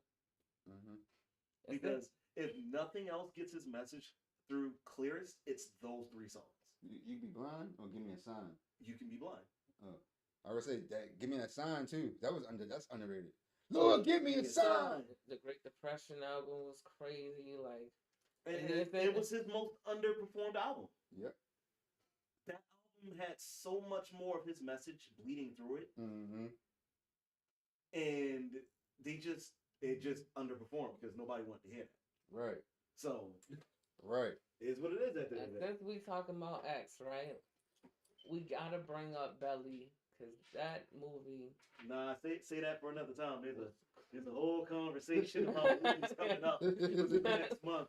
Nah. Save that because I want you to talk about that one next. So we're gonna bring it. So since we was on the verge of bringing up Eminem. No, but wait. Before we get to M, right? Since we talking about X, right? Tupac, same thing. Literally had a message. Literally spoke about pain, struggle. Which one? Brenna Had a Baby. Either era, or like all of them, like Pac gave you a message regardless, even if it had to be him as Machiavelli. He literally painted you a picture. Was like, bro, this is what I'm going through today. Like I'm literally like Brenda's got a baby painted you a picture. Is like you a young teen having a baby, you scared. At that time, you couldn't tell your parents because it's like. I mean, even Digital Underground had message. Like people don't really think much about I Get Around. Yeah. See, the way that they should. Right. What comes to like Pac, I think females, they all need to have maybe I should get a van, go around kidnapping females, and send them and bring them to a center with a big jumbotron, and have them literally and lock the doors so they can't not leave out, and literally make them listen to Tupac. Brenna's Got a Baby. So they could really understand the logistics. It wasn't just about Brenna having a baby. It was just it was It's the message. it was in the other alone. message. Yeah, it was other message behind it to where as though he was saying like, look, Brenda's got you a don't baby. have you don't have to come out here in the streets, right, to make money by spreading your legs, depending on another man. To where as though you could go out here the same way you put this energy out to a guy, spread your legs, make and get money from them. That now you're being controlled because that in that man head. And ladies, if you please listen to this message very clearly. Every man, even me, even this guy, even that guy, Yo, they might deny it to your face. Matter of fact, they ain't gonna deny it because we being true right here. You know what I'm saying? We men, period. Our mindset when it comes to y'all females is if we giving y'all money or we doing anything that's monetary gains for y'all, that means that we have power, we have control over you because you can't go out there and get it your own. You gotta rely on me or you gotta rely on that other guy. So now y'all got plantras of men that y'all get stuff from, but then y'all get mad when we call y'all hoes, whores, sluts, bitches. You done built a dependency. It's the same thing as far as on the other hand of a guy. You know what I'm saying? If we got plantras of females and we're doing this, we getting this and that and third for the females, and we're depending on the female. Oh, even if we're putting out money to these females, you're still a hoe, you're still a slut, you're still a tramp in my eyes. Because I mean, once again, I'm paying for it.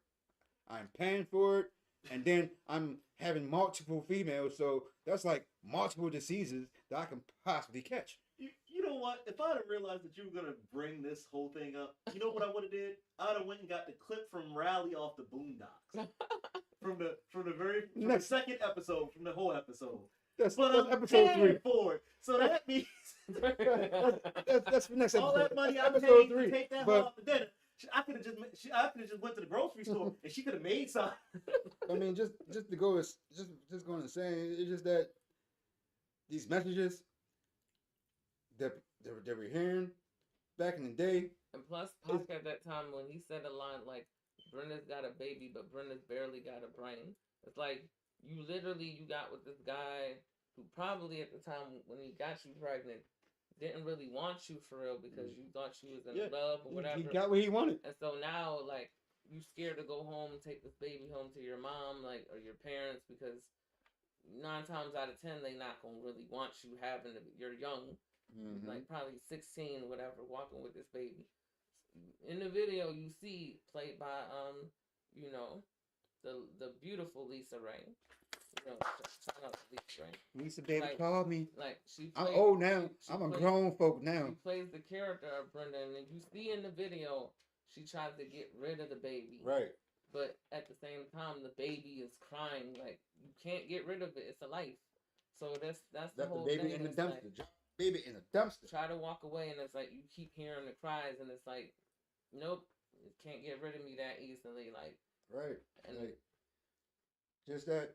There's messages compared to the messages now, because now the messages that we hear in the music now, they brought back MK Ultra. So the messages now is trash. Like basically, like Sexy Red telling you like, we like dealing with drug dealers and have baby daddies, and you don't want to be that. Just a dude with money is more of a profitable thing, even though in reality a dude with money, it could be profitable, but at the same time, guys don't want no chick that don't have nothing on their own. Sweetie, you want a guy that's giving you 6 figures versus a guy that's probably working 9 to 5 just to make that the same amount.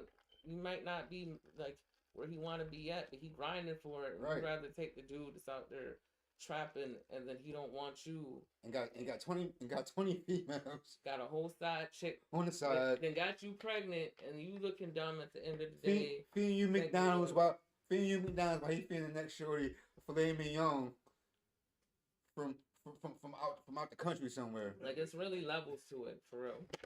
It's seriously levels. But shady. But yeah, now I was gonna let y'all go into this, but we've reached the last 20 minutes. I think now is a good time to introduce the brand new final segment of every stream.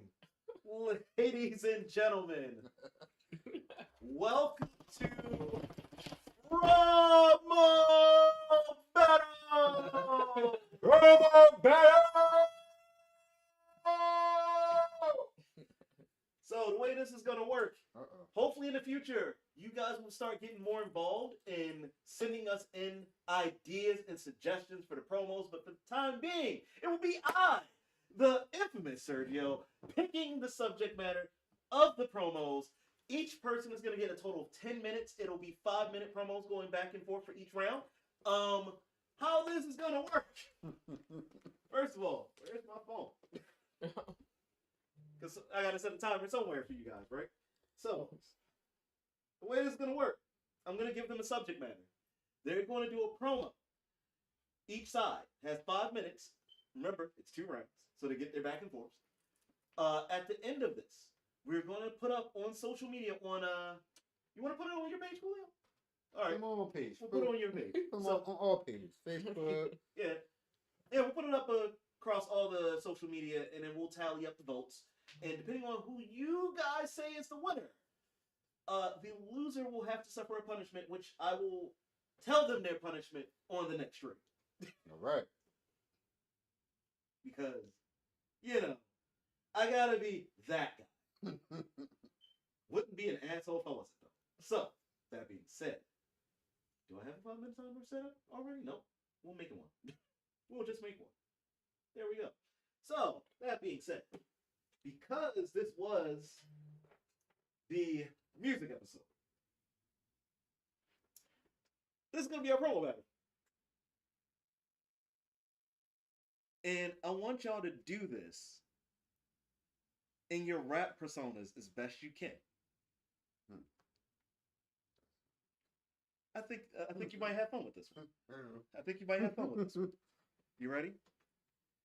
This one's going to be why Rhea Ripley is Dommy Mommy.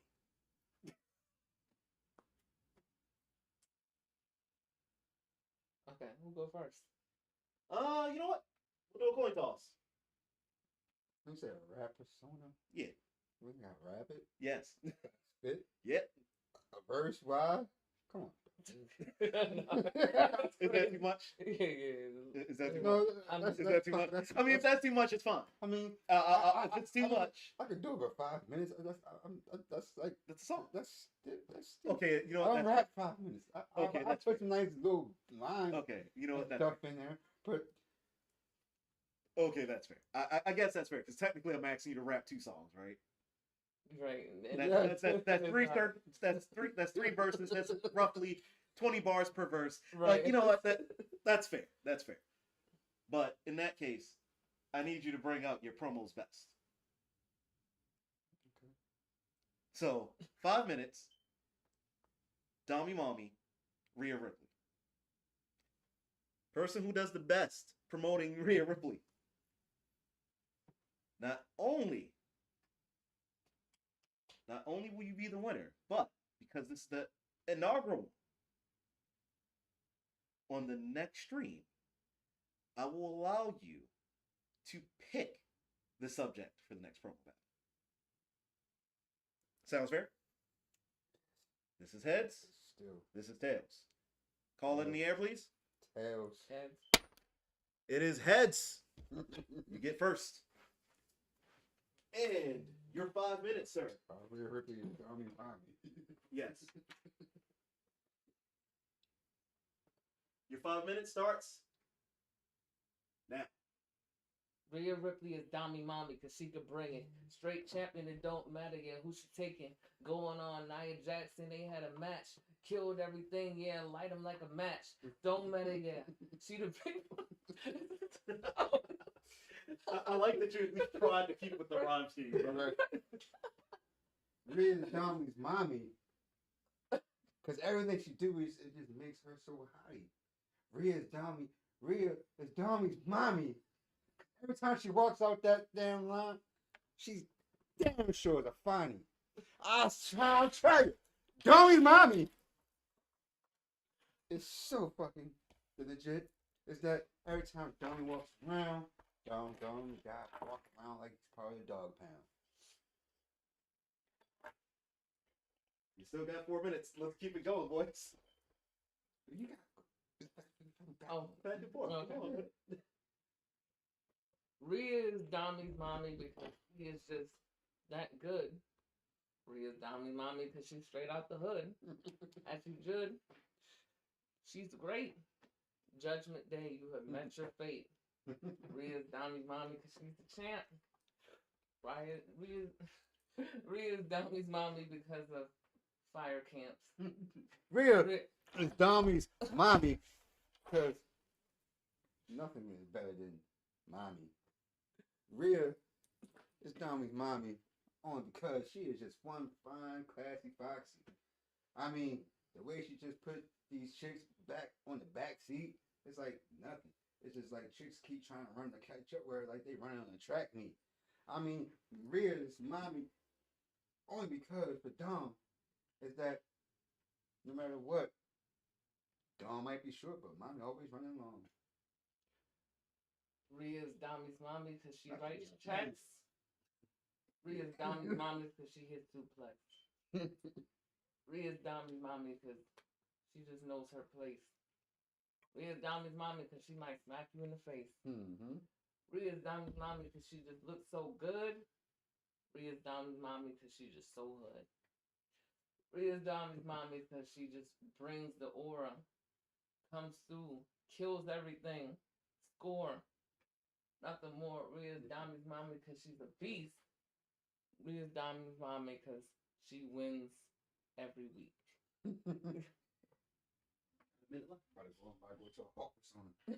Let me tell you something, brother. 3 minutes on the clock. You wanna know why Rhea is mommy's Dommy mommy? Let me tell you something, because Rhea always on point. She eats her diamonds. I mean, she eats her vitamins. Rhea's Domi's She says her prayers. Yeah. She takes them voluptuous breasts. Put them all over the place, all over the air. It's like, fresh air.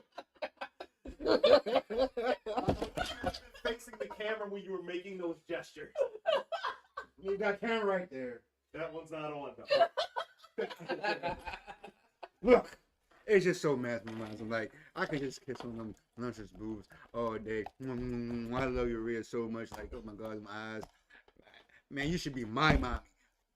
Forget about Dom and Nick, okay? Dom and Nick got nothing for you, okay? All right, Arthur. We got a minute 16 left. Can we just short and just call that a wrap right there? Nah, he ain't said enough. You said plenty. He ain't said nothing. I'm taking my L at this point. I'm taking my L at this point. Okay, that's round one then. We'll call it early at the 55-second mark. Now,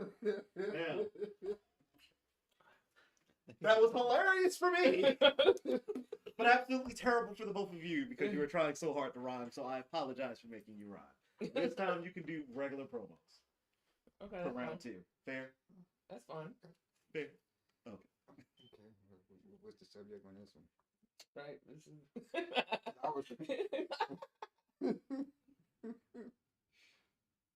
Why you look like a... I was gonna say you're gonna love this one. Why you look like a banana? First of all, Oh shit! motherfucker, I look like Canary. Damn. Specifically, I look like Tweety Bird. So fuck you. Tweety Bird. Yes. You know what? The number today is 5. For how many blunts I've smoked today. One of my favorite YouTube skits of all time. But that's besides the point. So, you'll love this one. Okay. Because this one's more up your alley. Oh boy. Round 2. Tell me why you're entering the Royal Rumble and winning it. That's round 2. Okay. You keep up? I got it. You got it? All right.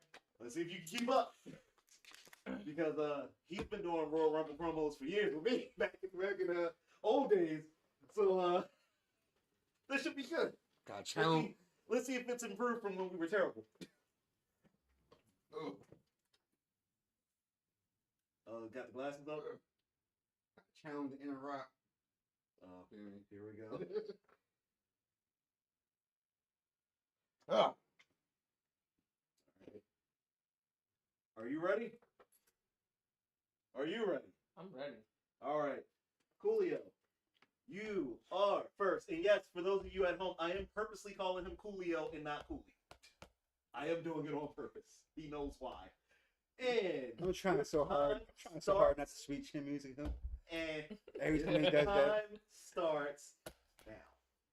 Let me tell you something. In case y'all don't know who I am, I'm the most savage being in this planet.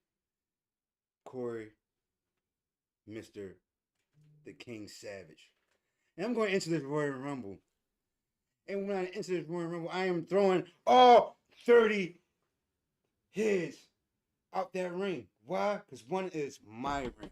And every time I step foot in anything, I dominate. And that's what I'm going to do in this year's Royal Rumble. Is just strictly dominate. Because there's nothing that God, nor the devil himself, or you can do to stop. Well, damn. He did improve. Hey. I like the glasses though. Glad they ain't mine. 4 minutes. MD Nice, take the floor. Ladies and gentlemen, I'd like you to feast your eyes on the year of the Royal Rumble winner. I go by the Cold Assassin because I am just that. I am cold. Everything you see is literally a God-given gift brought to you. No man, no woman can stop what you see before you. See, I have been doing this for a long time. See, I know what it's like to be the underdog. I know what it's like to be told, you're never going to get it done. You're never going to win the big one. This is my moment. And my moment is the Royal Rumble. Not only am I going to step foot in the Royal Rumble and I don't care which number I come out as, I don't care who is in front of me, I don't care who thinks they're going to beat me. I am going to eliminate 29 other goofies out of the Royal Rumble.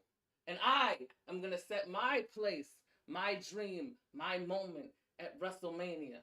And when I get to WrestleMania, when I get to WrestleMania, I am going to take everything that I have worked for, that I deserve, because it is my moment and my moment only to be the champion. And I am going to look good doing it because I am the Cold Assassin. I am the man. And I am going to Royal Rumble and I'm going to win the Royal Rumble. All right. I'm pausing the timer because I'm going to add something now for the last 2.5 minutes that's left. I'm now going to give you your entry numbers into the Royal Rumble. But because I'm an insane bastard, I'm not going to choose your numbers. I'm going to let a random dice roll pick your numbers. Now, I thought I had all my dice over here. I thought I had at least one set sitting out. I might have screwed up. They might all be put away. So I'm just gonna slide this over. Just bear with me for a minute. Move.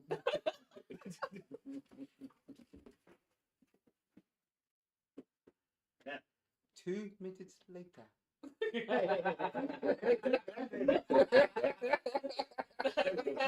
That'd be the little thing that pop up. Listen, I can find a way to add it to the stream. No way. Right, 2 minutes later. Okay, so Corey, 30. Oh. MD, 30. I'm re-rolling yours. Same number twice. This man called it as the dice rolled over. Ridiculous. Number 1. So there you go. I'm just gonna close this for now. I'll put it back later so I can start the time back up. All right.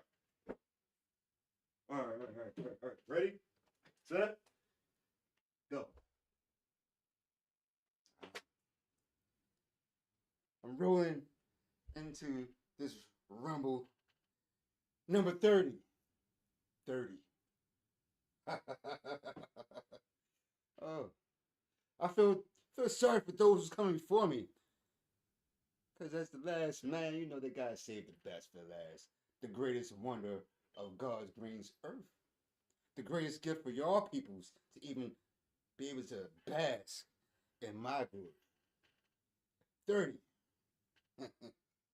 That's a powerful number because I'm a powerful being. That means I have the chance to just sit back and sniff out all the weak links. It's an easy job for me. I can just flick fingers like it's magic, getting these peasants out my way. Because WrestleMania is the only thing in my way. Feel me? WrestleMania is what is standing in my face. WrestleMania is where I'm going to get my ultimate fix when I hold that championship over top my head and let the world know that I'm your God. In this very making. Respect that. Very nice. Very nice. Minute and 30 left. MD Nice. Oh, minute. Sorry. Minute left. You're on the clock. I'll make me want to wrestle again.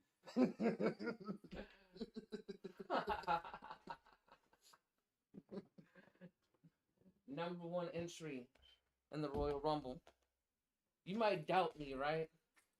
Not such a lucky number. It doesn't matter. Like I said before, I'm coming into the Royal Rumble with high expectations, knowing that there is 29 other people in front of me standing in my way of my destiny. I will not rest until I eliminate them one by one.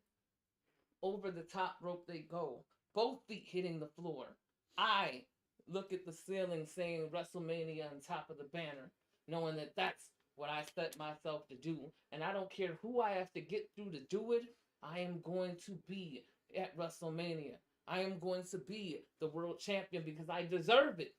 Not only do I deserve it, but I have worked my entire life for this. I'll let you finish your promo because it was good. I have worked my entire life for this moment. So there is no one, and I mean no one, that is going to stand in my way because I have let people tell me my entire life that I could never do it. And I am here to prove them wrong, each and every one of them, to make them look stupid because I know, like, unlike the rest of you with your low IQs, you might think that I am not going to do it, but I am going to do it. Just like the many greats who have done it before me, whether it be Rey Mysterio, anybody who was the underdog that had to get the job done. You are looking at the cold assassin. They don't call me the cold assassin for nothing. It is because I am cold. I assassinate my opponent, and I will do what I have to do to get to WrestleMania. So if that means I have to throw out every single person in my way at the Royal Rumble, so be it. It's going down like Donkey Kong in your living room. Down like Donkey Kong. That means he's dropping big balls. I like the fact that he said in your living room. All right. So, who wants to close this out? As always, folks, you know, life is a wonderful, gorgeous thing to actually take in and actually cherish and just be able to wake up every day and go close your eyes at the end of the night to just give gracious to the Most High. Yep. People, as always, stay focused, stay positive. Always after every show, beginning of every show, you know, during the show, it's nothing but positive vibes. Positive people. We love people. We love caring people. You know what I'm saying? We're going to keep it that way. We're going to keep spreading positive vibes and always drop positive messages. And as always, like, subscribe, always comment, and please share and keep up the support. Once again, thank you to my producer, Mr. C Flames, and much big credits out to Source U. MD Nice, anything you want to say? I like to add in, right? So if you've taken anything from this show or anything for real, like, just don't ever give up on yourself. You know, you are an underdog every day. So there's always somebody that think you can't do this or you can't, like this show right here. Like, we're literally doing this for you guys. So you always want to push yourself to be better, a better version than you were yesterday. And you want to strive for greatness. Never stop being you. And any doubters that don't believe that you're going to do it, screw them. You know, that's life. People don't want to see us succeed, but you have to go on because your purpose in life is to find your purpose. And your purpose is whatever that you set yourself to do, just believe that you can do it and get it done. So I'm always, for here on out, I'm always gonna leave y'all with this saying, a motivational saying that by yours truly, Colie Baltimore. Every time you wake up in the morning, I want y'all to do this for me. Wake up, pray, say, Dear Father, thank you for waking me up. Bless me throughout the day. Keep blessing me, protect me, put your shield over me. I am purpose, and I'm your divine spirit, and I am your warrior. I am purpose. I am divine, and I am your warrior. Remember that, because you are purpose. You're very divine in the Lord's favor. And you're also a warrior of God. Deuces.